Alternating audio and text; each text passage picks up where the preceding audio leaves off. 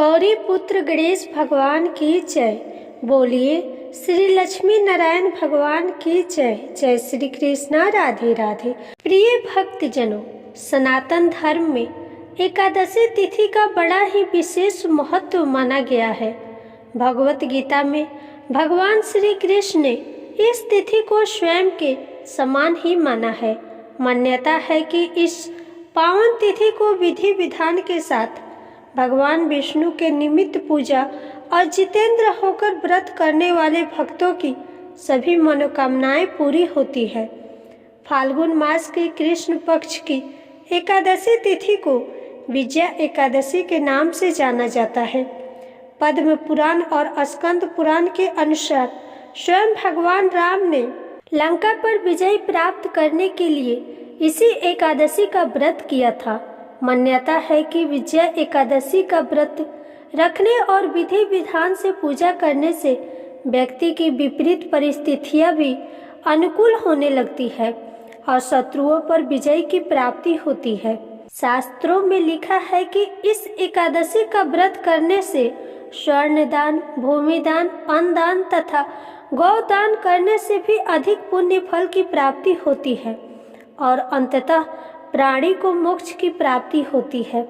ऐसा भी मान्यता है कि इस महान पुण्य फलदायक एकादशी व्रत को करने से व्यक्ति को अश्वमेघ यज्ञ की प्राप्ति होती है तथा सभी मनोरथ सिद्ध होते हैं। धार्मिक मान्यता के अनुसार यदि आपका कोई भी शत्रु आपको परेशान करता है तो उसे परास्त करने के लिए आपको विजया एकादशी का व्रत करना चाहिए।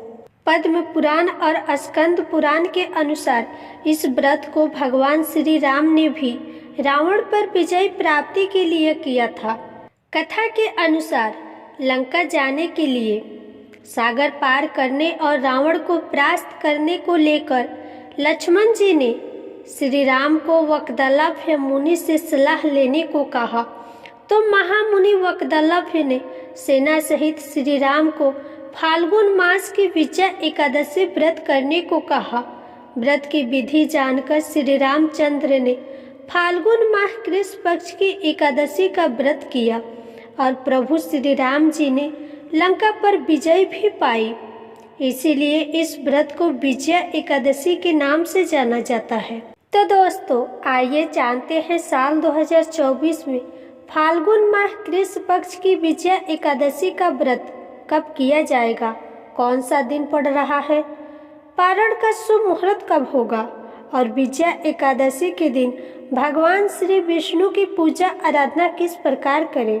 आइए जानते हैं एकादशी तिथि कब से शुरू हो रही है। एकादशी तिथि प्रारंभ होगी 6 मार्च को सुबह 6:30 से। एकादशी तिथि समाप्त होगी 7 मार्च को प्रातःकाल 4:13 पर।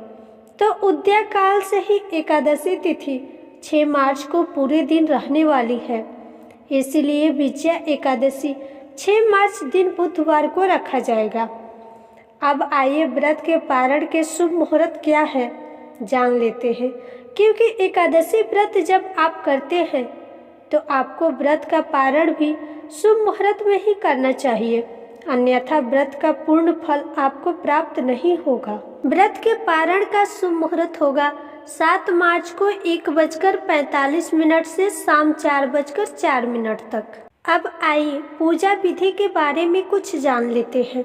एकादशी का व्रत करने से पहले दशमी तिथि के नियमों का पालन करना चाहिए। एकादशी का व्रत रखने वाले भक्तों को सूर्यास्त के बाद भोजन ग्रहण नहीं करना चाहिए।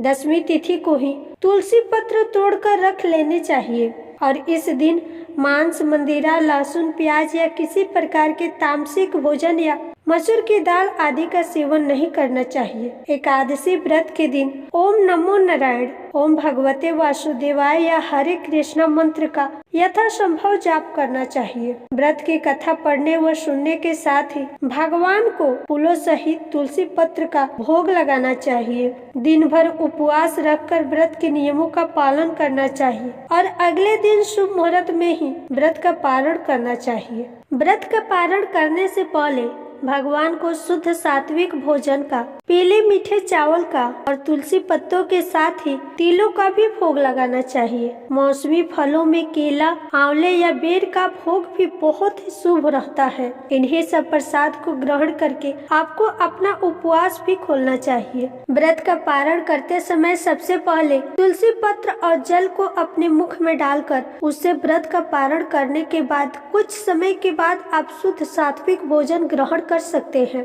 दान की जाने वाली सामग्री में आप काले तिलों का, मौसमी वस्त्रों का, पीले फलों, बेर, आंवले या फिर गुड़ या कंबल आदि का भी दान कर सकते हैं। वीडियो पसंद आई हो तो चैनल को सब्सक्राइब करके बेल आइकन को प्रेस कर दे। वीडियो को लाइक करें, शेयर करें और कमेंट में जय श्री हरि जरूर लिखें।